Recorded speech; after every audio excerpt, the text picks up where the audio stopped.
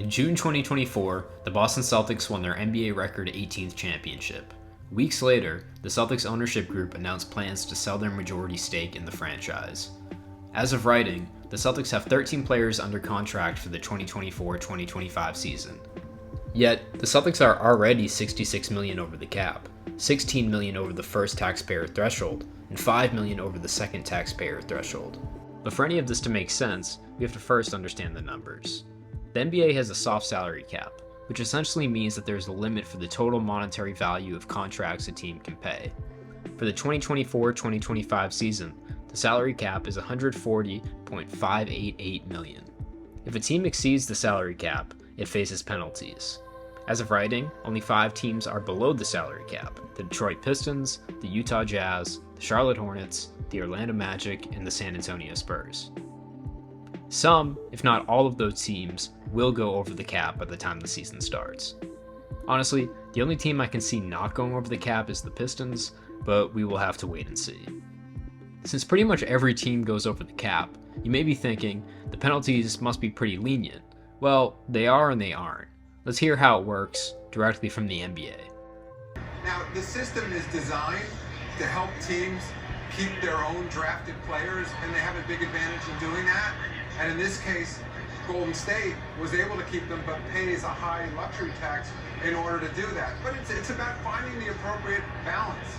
And look, even the very notion of a draft, you're taking one of the poorest performing teams, and the partners are coming together and saying, let's give them one of the best incoming players in the league. So that's what makes it a league. It's not as if it's 30 independent teams all separately competing with each other. The goal is to create the best competition, and sometimes creating the best competition means sharing top talent around the league. The salary cap is the bar for offering new player contracts. You cannot offer a player a contract if you are over the salary cap unless their contract qualifies for an exception. Exceptions are tools that give general managers flexibility to maneuver around the cap. The highest value exceptions are bird exceptions, which are contracts that allow teams to re-sign their own players to extensions over the cap. The Celtics used bird rights on Jaylen Brown and Jason Tatum to sign them to 2 of the most lucrative contracts in the NBA. It's clear that there are a lot of ways to get around the cap. The NBA knew this, the Players Union knew this, so when both sides went to negotiate a new collective bargaining agreement in 2023, they knew that they were in for some changes. The new CBA didn't do much to discourage finagling around the cap, but it did do a bit to discourage teams from exceeding the luxury tax. The whole CBA is actually available to the public. It states, the salary cap is 44.74% of total estimated basketball-related income. The tax level is 121.5% of the salary cap. The first apron is the year's previous first apron level multiplied by that year's salary cap divided by the previous year's salary cap. All of this is to say that the NBA has a progressive tax system. The higher you go over the tax, the more you have to pay. You don't just have to pay more the higher you go, you have to pay more the longer you go too. The CBA mandates that teams who repeatedly exceed the luxury tax must pay progressively higher rates. It also mandates that teams who exceed the second apron lose the ability to offer mid-level exceptions. Historically, teams have been able to throw money at the problem without facing any repercussions other than having to spend more money. Now, they lose some flexibility in building a championship contender. Still, it's not a huge disincentive. Teams that draft well and pay to retain their stars are in the best position to compete. So, why should the Celtics be owned by the people? Sports teams are some of the highest performing assets in the history of capitalism. Wyc Grousbeck, Steve Pagliuca, and the Boston Basketball Partners Group bought the Celtics for $360 million in 2002. Now, it's likely that the team will sell for more than $5 billion. That means that Grousbeck, Pagliuca, and company will see a return of investment of nearly 1,400%, or 14 times their initial investment. The Dow Jones has appreciated at about 500% in the same period of time. The S&P 500 has appreciated at about 670%. The only higher performing assets are stocks that have skyrocketed in the 21st century, like Apple, which has gone up over 8,000%, and cryptocurrency, like Bitcoin, which didn't even exist in 2002. But unlike stocks and crypto, sports teams have almost exclusively been reserved as an asset class for the ultra-rich.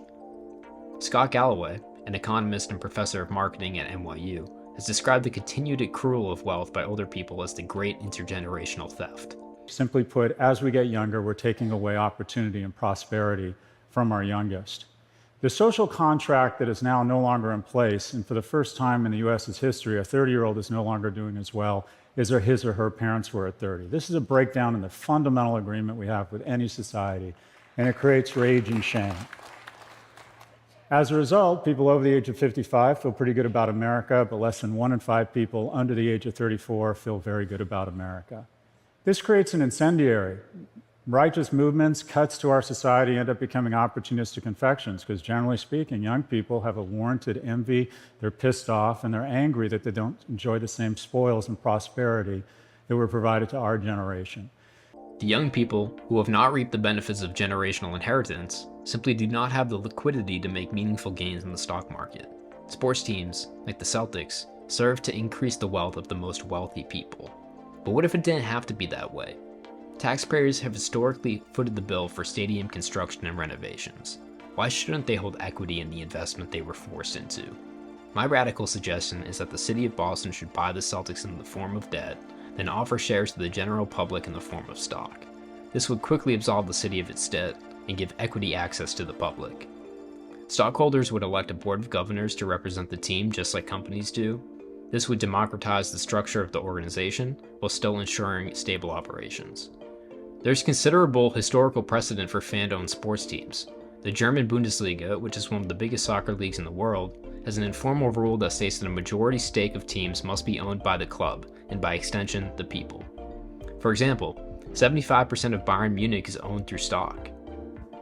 In Spain, FC Barcelona utilizes a similar structure, ensuring the people have equity access to ownership. American sports would greatly benefit from a participatory ownership structure. So I got to ask you, so the 76ers owner moved away from the term owner and now goes managing partner, right? Do you see that happening more in the NBA? Do you like the idea that they're moving away from that term owner? I do.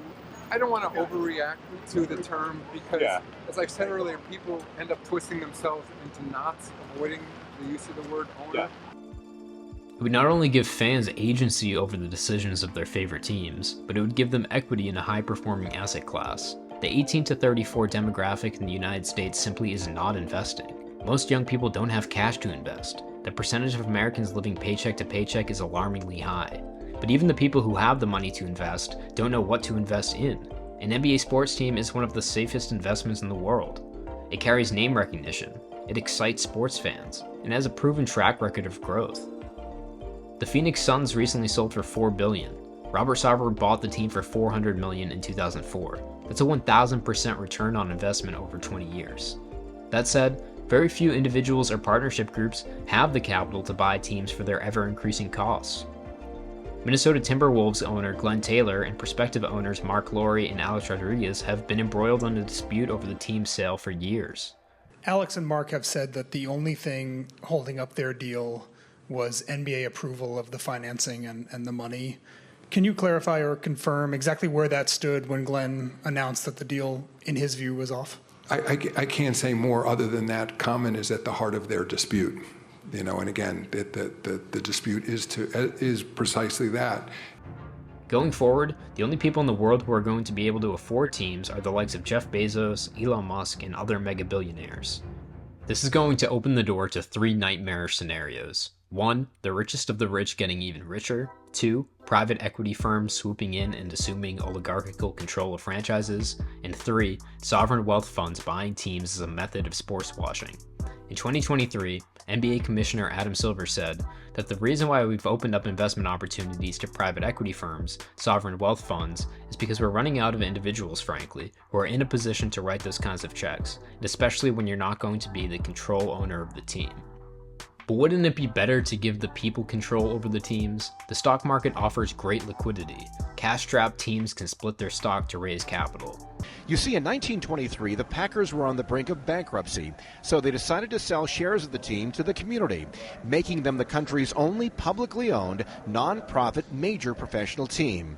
The first thing you look at is there's no owner, so a lot of the fans consider themselves owners and personally invested, and a lot of them are personally invested in the team. Obviously, it wouldn't be ideal, but it would be better than taking out debt from a corrupted banking system. The top 1% of Americans continue to own more and more. Ask yourself, why does the top 1% have more wealth than the bottom 90% combined? It is not hard work to see passive investments generate wealth. An inheritor in the top 1% will earn more in their life without ever working than 100 million people will earn working in the labor market 40 hours a week, 52 weeks a year. It is not only moral to give equity to the people, it is financially reasonable as well. American sports and American society are at a precipice of wealth divide. The people are tired of seeing the richest people grow richer and richer. Giving Americans equity access to sports teams would be one logical step towards a more just and social democracy.